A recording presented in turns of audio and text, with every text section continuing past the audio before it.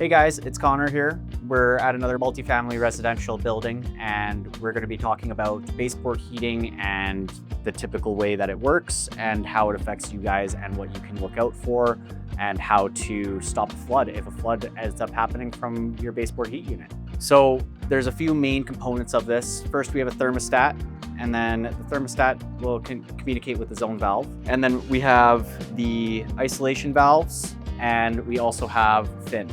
So the main thing with any freezing or floods that we have is we want to make sure that we're stopping the flow of water because this system is heated with water. It's a hydronic system. So we have boilers downstairs in the parkade and they will heat up our water that will flow into your unit through your heating around the perimeter and then back out to the boilers to get reheated and provide you guys heat again. If we ever have an issue with a freeze or somebody accidentally left the window open or something like that, you guys might have a blowout come from the perimeter piping around your unit.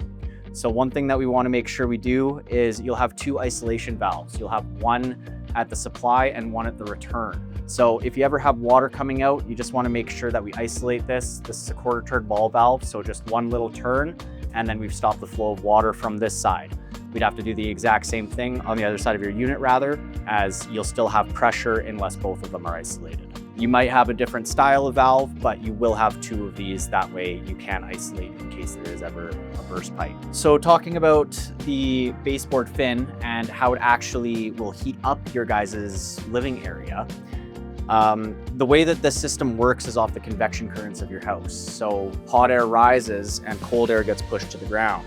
So in saying that, we've got cold air that will be pulling in from the bottom here, and then it runs through these fins here, heats up, and then will expel into the general living area.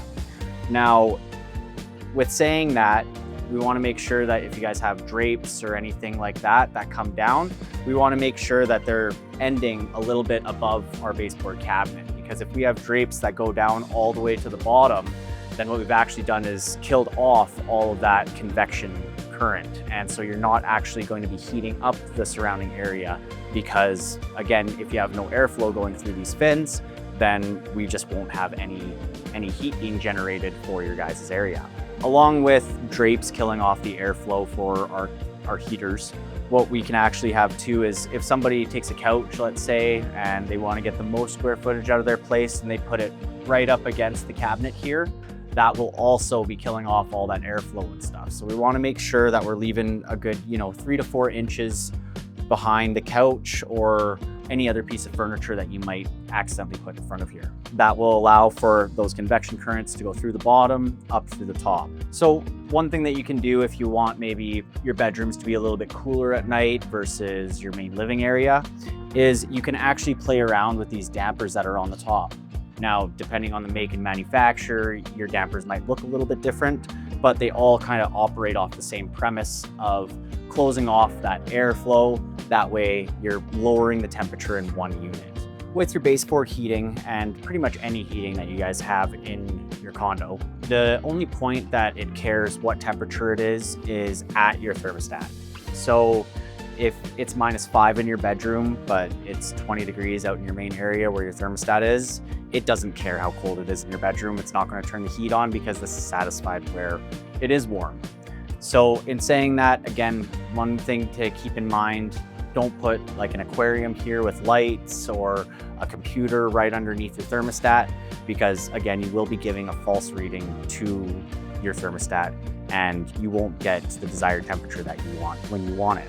This communicates with the zone valve that we went over earlier. Now with that zone valve, it will just open and close depending on what the call for the thermostat is. So when we get colder, it will actually tick open, so you'll hear that tick, and then we can see on our temperature that we start climbing. So this is actually the temperature of water that's flowing through our heating system currently and is being supplied by the boilers downstairs.